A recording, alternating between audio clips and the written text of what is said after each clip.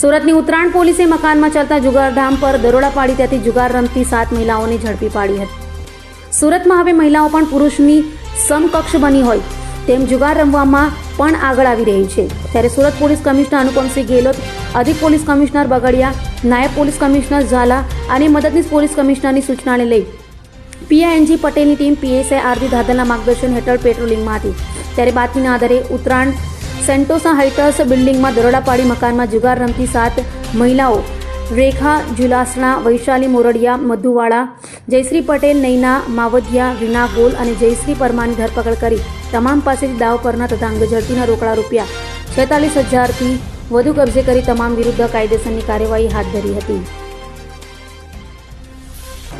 અભય થઈને નિષ્પક્ષતાથી નિરપેક્ષ રીતે વાસ્તવિકતાનો અરીસો રૂપી સચોટ માહિતી લાવતો સત્યની સાથે અભય ટાઈમ્સ।